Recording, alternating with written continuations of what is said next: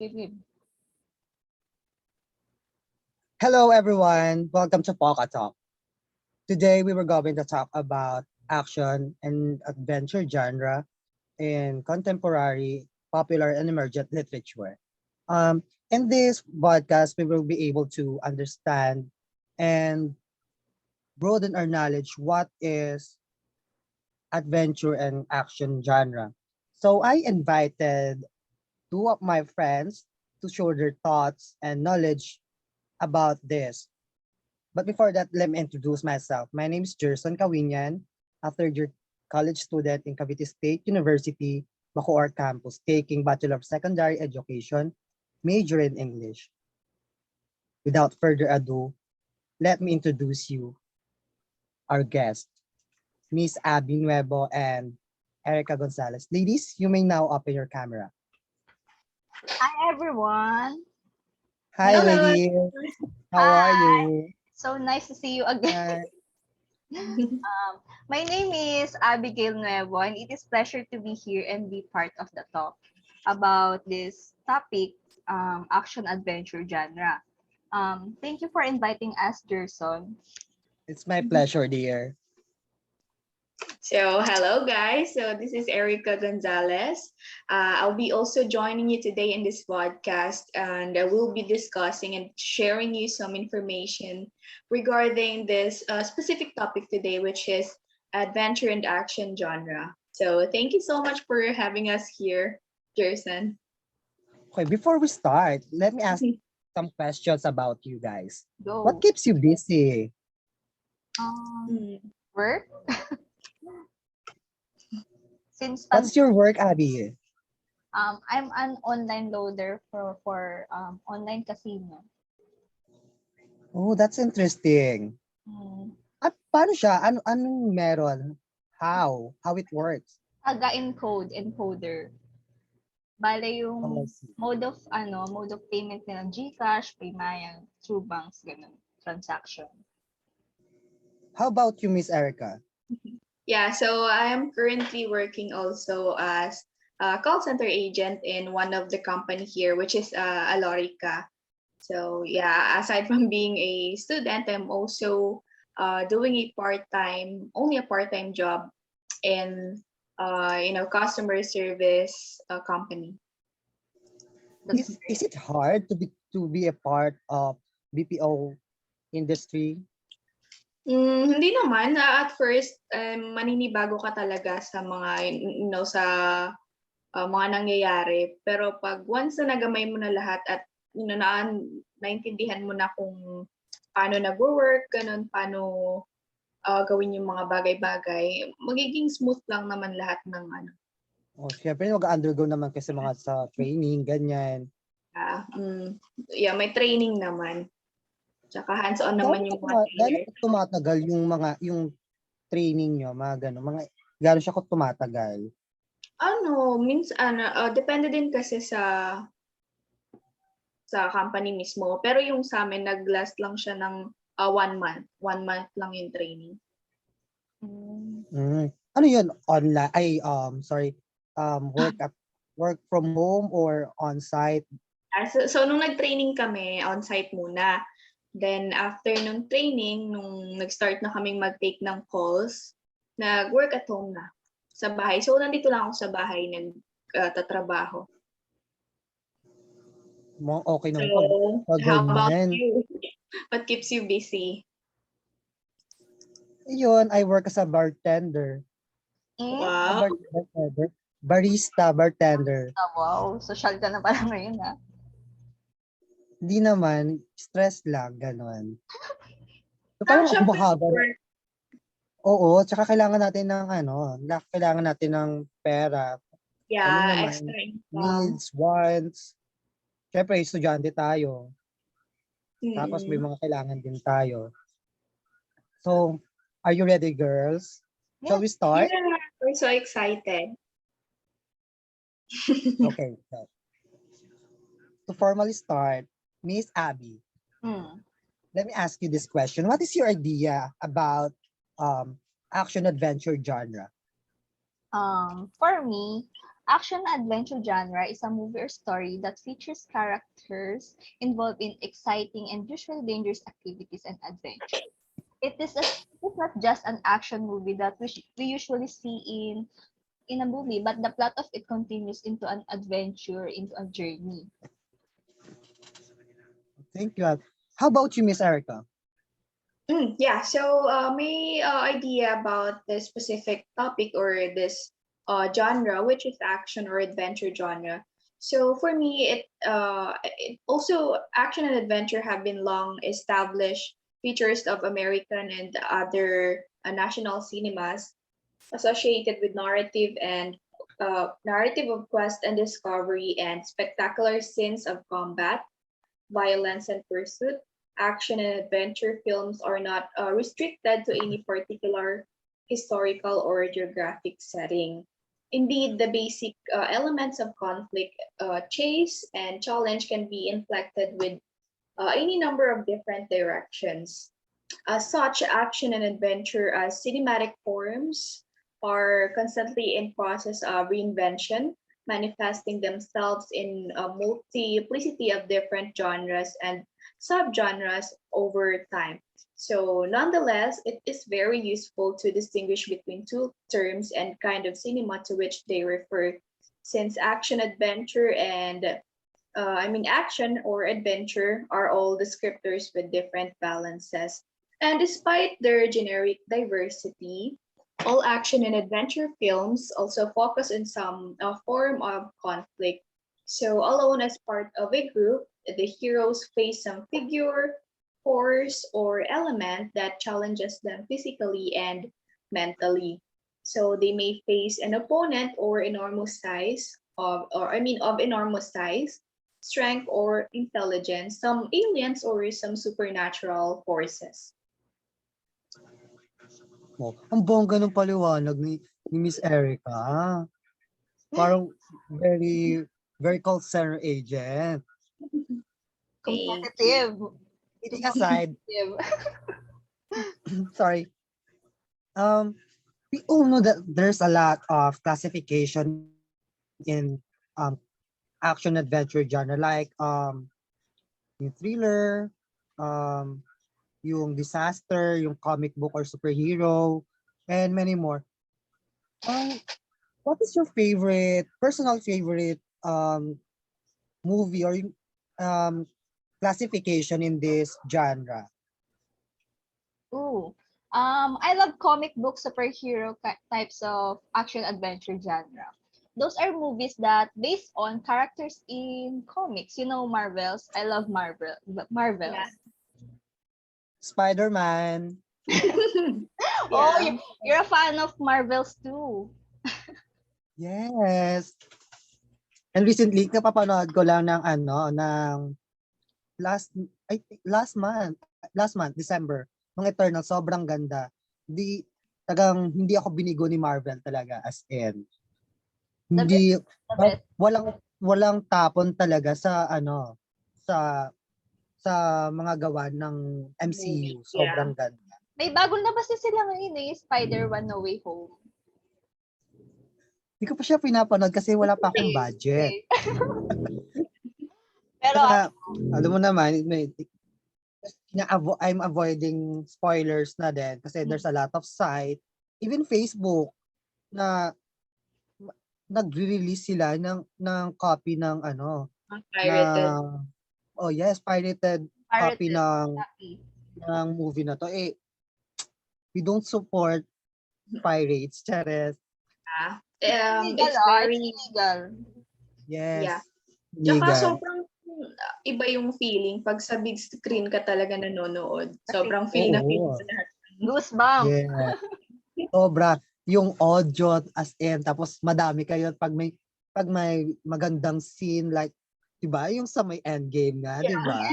Endgame is my favorite Sobra. movie. Goosebumps. So, ano yung nagustuhan mo dun sa endgame? Alam naman natin, yung mga Marvel fans, sobrang gustong-gusto talaga yung endgame. Ikaw, yung personal thoughts mo about dun sa movie? Like, hindi mo naman talaga magugustuhan yung endgame na mismong palabas. Kasi nabitin ka lang doon sa Infinity War ng Avengers kasi sobrang bitin talaga nun, 'di ba? Biglang nawala yung mga kalahati ng Yes. population sa galaxy. Kaya parang Lang snap, lang ni Thanos. sa sobrang ganda ng Endgame kasi doon nasagot kung paano nila naibalik yung mga tao, yung yung labanan doon. Grabe, kung ano yung mga naging adventure nila para lang marating ulit yung kailangan nilang mga stones makuha ulit.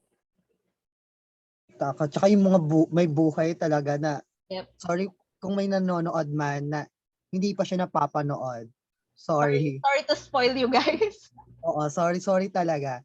Parang, grabe yung sacrifices ng ibang characters na parang favorite talaga siya ng maraming MCU fan na parang masakit sa dibdib na parang, my God, Iron Man. Namatay doon si Iron Man. he's dead. Boy, spoiler! Ay! Sorry. Spoiler alert. Sorry for spoiling. Pero siguro naman, marami na rin nakapanood, madami na din, na parang ilang na din. Kaya siguro naman, panapalo na kayo. Yun, namatay si Iron Man. Marami rin Pati si Black Widow. spoilers sa FB. Si Black Widow. Na siya, nag-anuhan sila ni Hawkeye. Sinacrifice Nagpaunahan sila niya yung mamamatay. for Soul Stone. Because Yes, yung Soul Stone. Ay, what is yung movie? Sorry, na nawala ako. Nadala ako sa Endgame, sa Marvel. Sobra. Kasi alam mo naman, pag MCU fan, parang pag nasabi lang si Marvel, todo na yung yung kuda-kuda. So, again, let me ask you this question. What is your favorite movie? Sorry. Endgame. In this genre. And what? Okay. Sa pang hindi pa nakakapanood, paano yung naging storya ng Endgame? Paano siya, ano nga pala yung nangyari sa mga hindi pa nakakapanood? Endgame, continuous talaga siya ng Infinity War, which is nawala nga yung kalahating population ng buong sa galaxy. Gawa ni Thanos kasi gusto niya maging balance yung yung pangkalahatan. Tapos parang hindi matanggap nila Captain America, yung mga Marvel, yung mga Avengers na gano'n nangyari kasi some of them were gone. Nawala din. Like si Superman. Superman. Si Spider-Man, sorry. Si Spider-Man, nawala din si Spider-Man. DC na yun, girl. Spider-Man, nawala si Spider-Man, sila Groot, nawala yun sila. Tapos, hindi nga nila matanggap kasi yung iba pamilya nila nawala. So, nag-push sila na makagawa ng time machine gawa ni Ant-Man. Kasi si Ant-Man, gumagawa sila nung yung small particle, nagiging sila. May quantum. May quantum chuchu yun.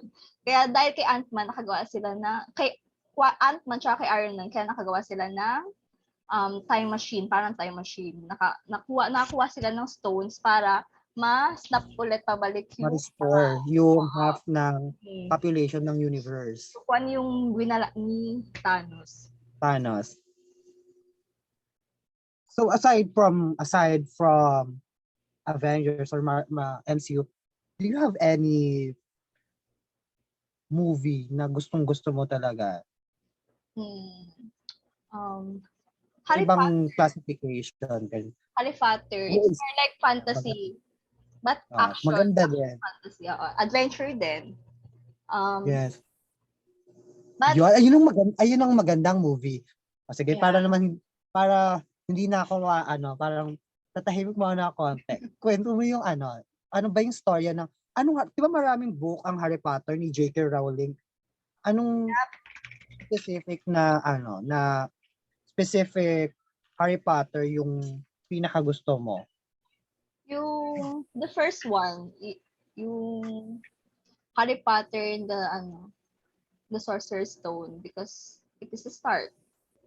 It's the beginning of it. Paano siya yung istorya niya? Paano yung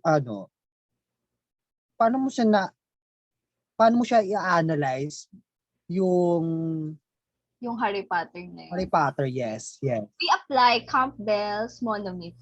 Joseph Campbell's monomyth. from this movie. Interesting. The first part of Campbell's monomyth is the ordinary world. In this in this in this ordinary world, heroes exist in a world is considered ordinary or uneventful by those who live there. Um, Characteristic that makes them feel out of place. So, Harry Potter, in the beginning of Harry Potter, the Sorcerer's Stones, Hagrid sent Harry Potter to his Aunt Petunia and Uncle Vernon, the Dursley fam. He lived in their house for 11 years. In the Dursley family, Dudley, the Dursley son, rules the Dursley household and torments and taunts Harry Potter. Dudley is on way too spoiled. Binubully niya si Harry Potter. Tapos, on Dudley's birthday at the zoo, the glass in front of a boa constrictor display vanished, terrifying everyone. Parang kahit nasa isip lang ni Harry Potter nasa isip niya lang mangyari yun kasi nakatingin kasi si Dursley doon sa boa na wala yung salamin na Parang nakakausap oo. niya yung serpent, Oo. ganon. So doon pa lang nalaman Pero niya may parang yata oo. yung nag-create parang yung sound ganon. Oo, so doon pa lang na parang nalaman agad ng Aunt Petunia niya na parang nagmana nga siya sa kapatid niya na wizard ganon. So the next type of Campbell monomyth is the call to adventure. So in this mysterious letters begin arriving for Harry. That letter is an invitation to attend and study at Hogwarts School of Wizards and Witchcraft. Yun na nga, parang If I'm calling not niya na. mistaken,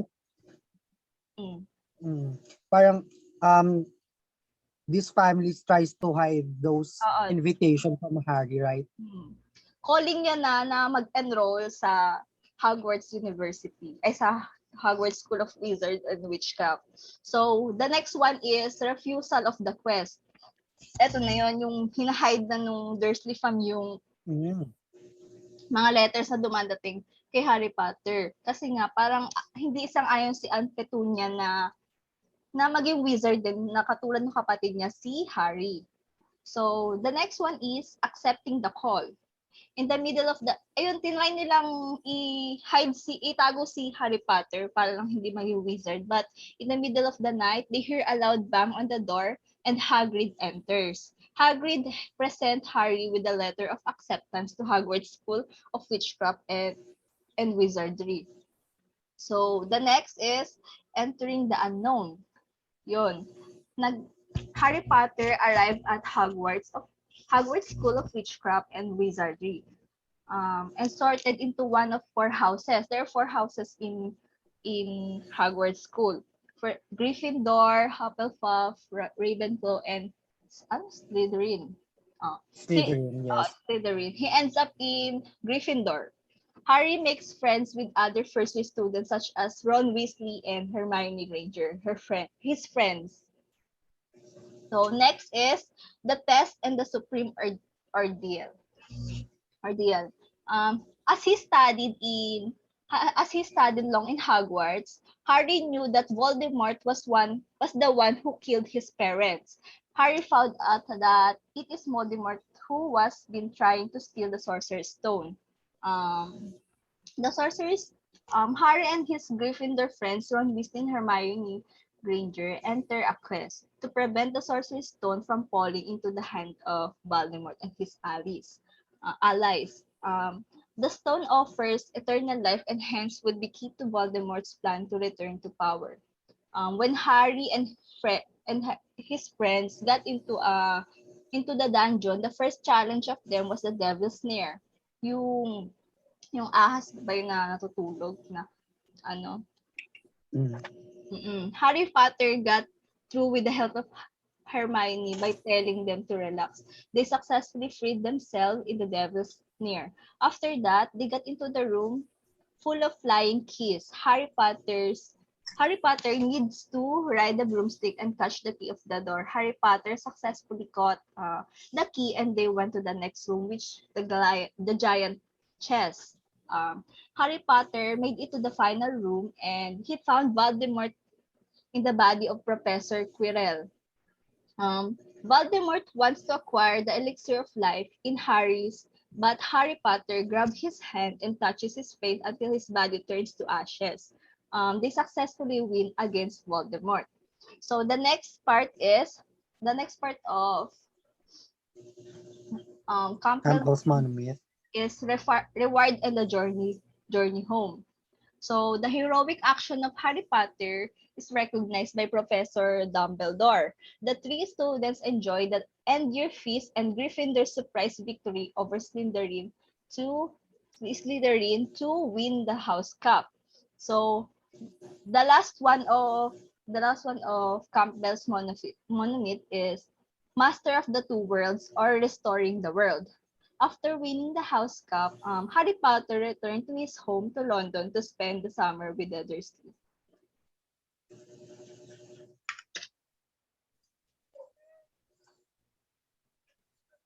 Mhm.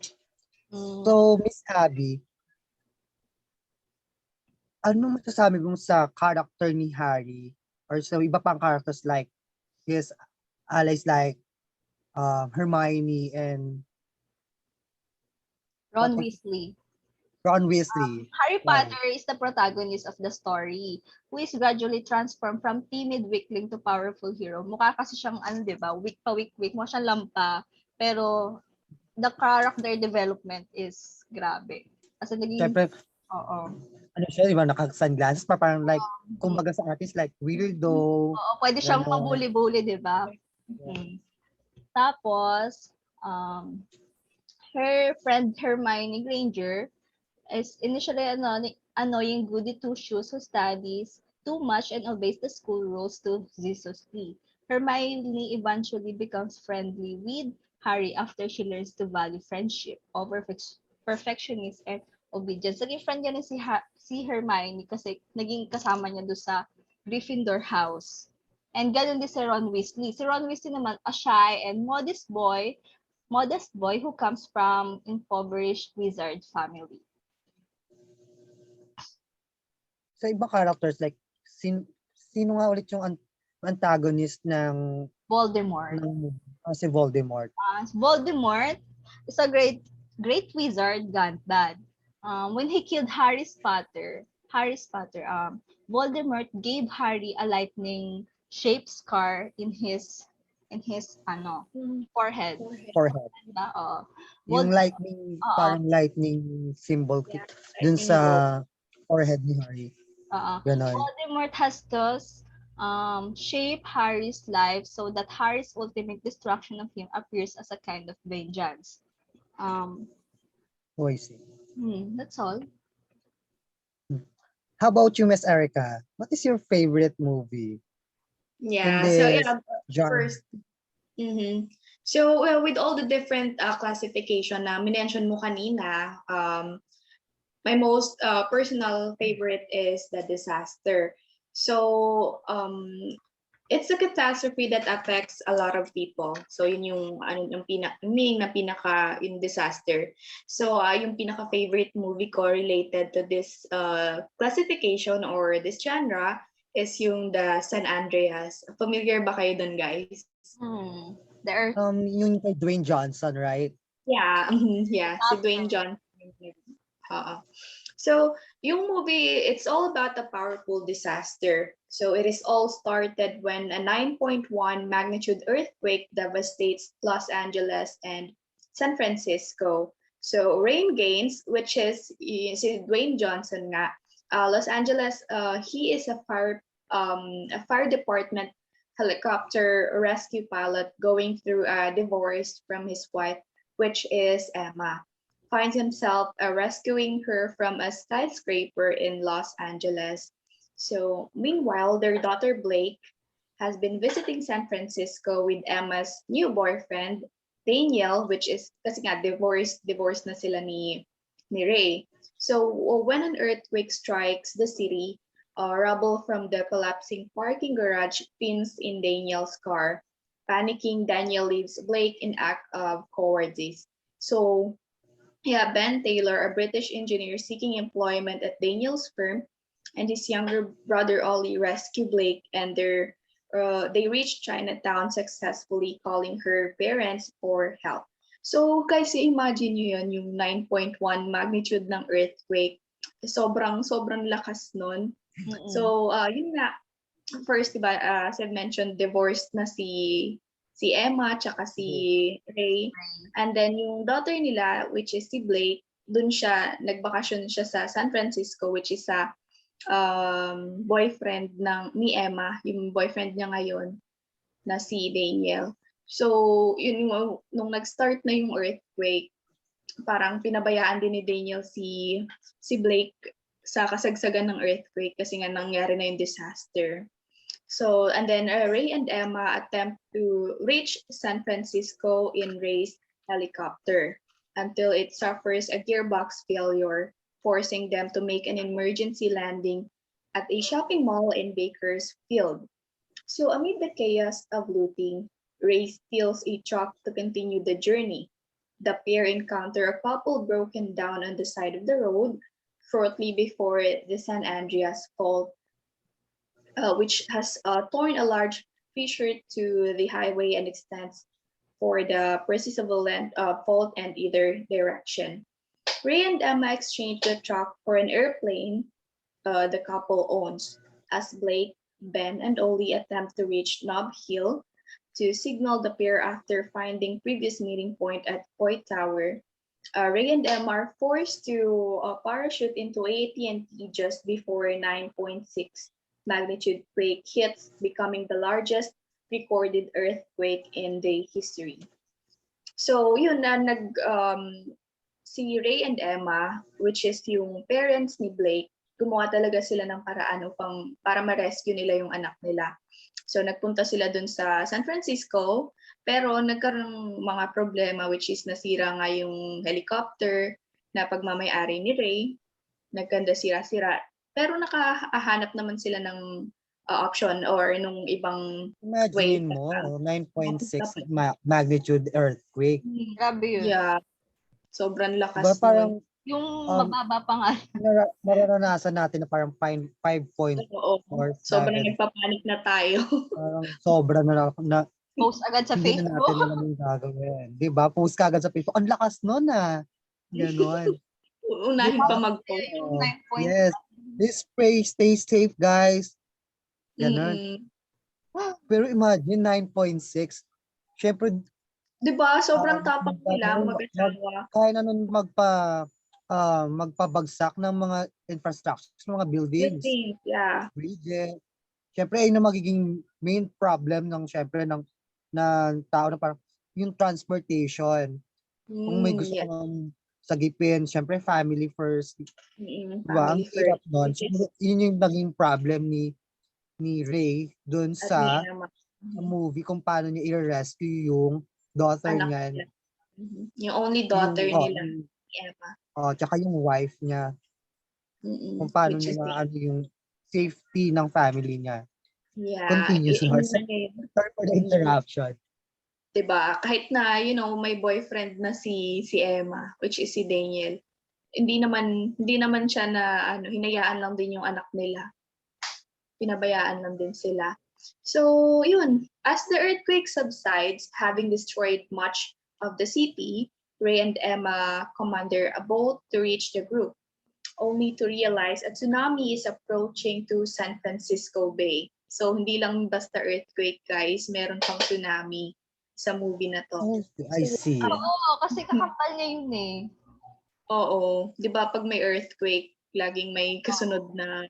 Parang tapos yung San Andreas pa parang coastline something ang sa fault line.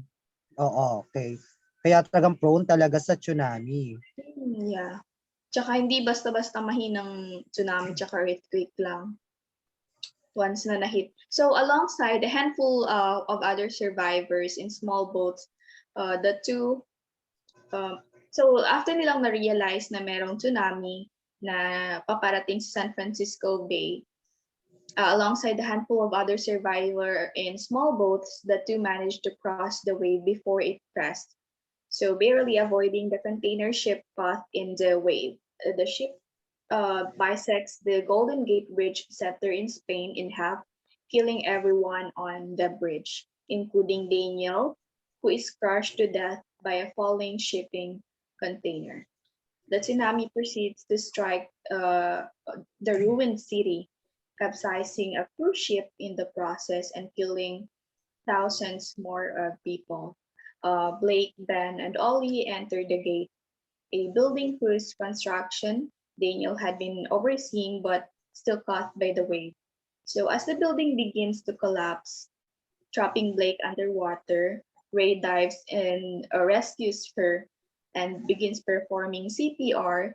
Emma crashes the boat through a window and drives the five of them out of the collapsing building as Ray rescues Blake, or trying to, do the CPR through Blake.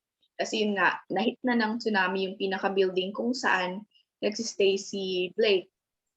And Okay. nalunod na sila. Buti, sakto lang yung pagdating ng parents niya, pero kailangan na nilang i-CPR kasi nga grabe na yung nangyari. Parang sobrang dami na nang nasira, ang dami ng taong namamatay dahil lang sa earthquake tsaka sa tsunami. Pero yung good thing doon is the survivors regroup, which is nakasurvive silang lahat. The survivors regroup a relief camp on the other side of the bay where reconciled Ray and Emma talk about their future. So, di ba na-mention dun kanina din na matay din yung boyfriend ni Emma, which is si Daniel, na daganan siya ng container, which ayun yung nag-cause ng death niya. So, on the remains of the Golden Gate Bridge, the American flag unfolds, giving hope that the city will recover and rebuild as rescue vehicle descend on the radically altered landscape of San Francisco Bay Area, which has now extended from San Jose to Santa Cruz, turning the San Francisco Peninsula to an island.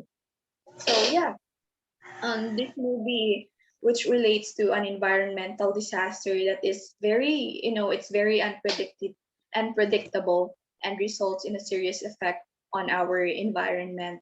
So this movie shows one fascinating aspect of American disaster film that presents two apocalyptic, an earthquake and tsunami, by addressing the most commonly portrayed environmental disaster.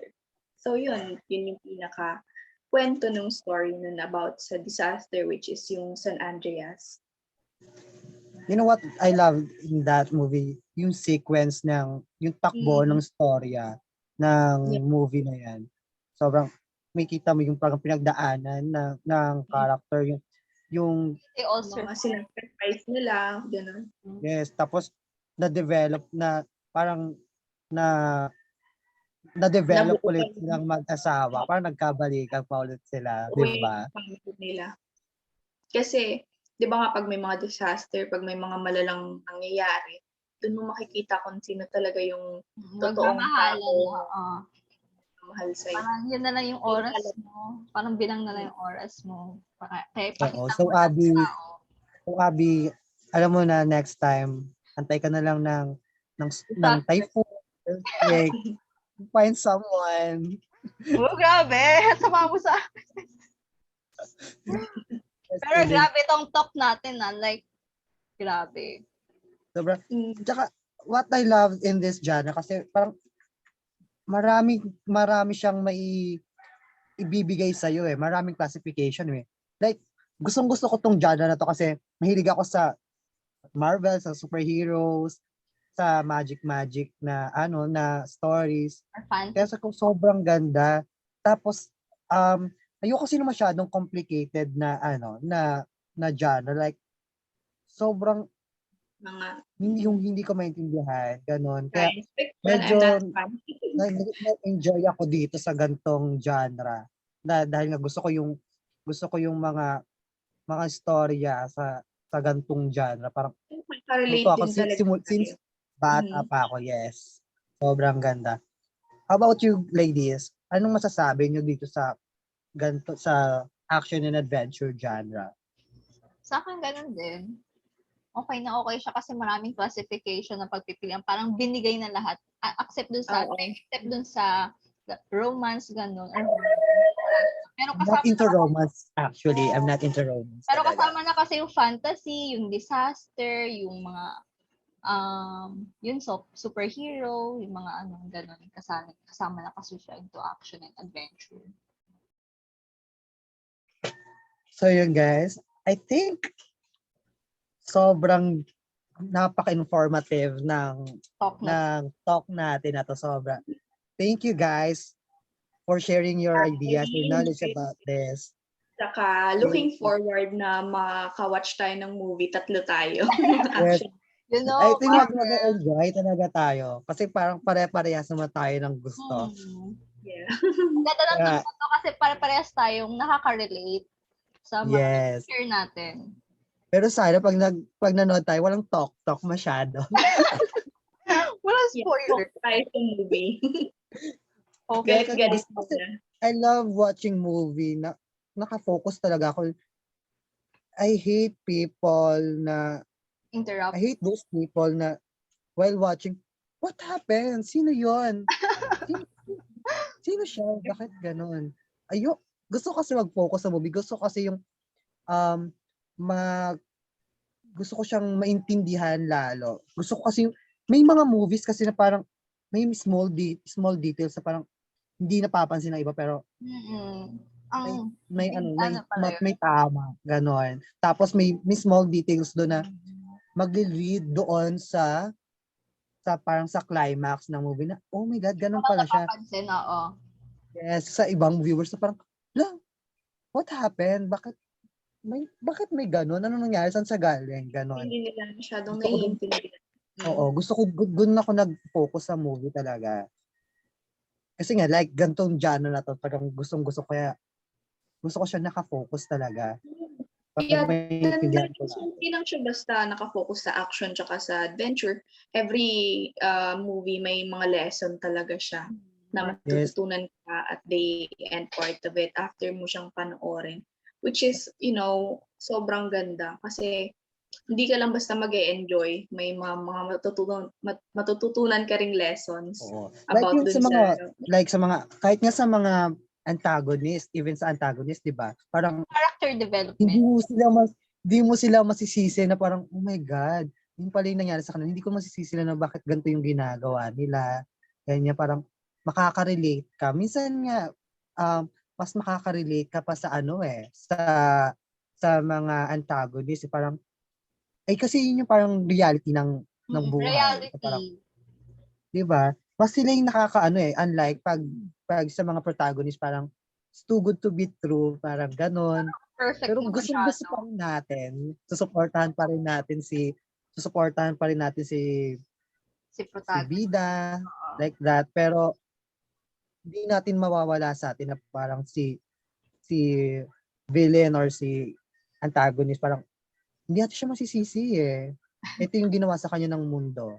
Yep. Ganon. Mm-mm. So, anything na may dadagdag nyo pa, ladies? Wala naman na. And so far. Talk na yun. Thank you for being part of Poca Talk. Thank you then. It's our Thank you, Abby. pleasure. Thank you, Jules. Thank you, Thank you for Salamat sa inviting me. time. Mm. Salamat. Parang nagpakulay ka pa ng buhok para dito sa podcast na to, Abby. Hindi naman. Ang haba na tamang black na yan. So guys, thank you very much. Thank you, din. Sa lahat ng viewers ng video to, salamat sa pagsuporta. Thank you. Thank you. Lalo na sa ating guest ngayon, Miss Abby and Miss Erika. Thank you very much. Thank you everyone So, for watching. Guys, dito na po nagtatapos ang ating podcast. At nakasama natin ang dalawang magandang dilag at sa pag-share ng kanilang thoughts and knowledge about this. Sobrang napaka-informative. At yun, thank you for watching. Bye! Bye! Say bye. Bye! Bye!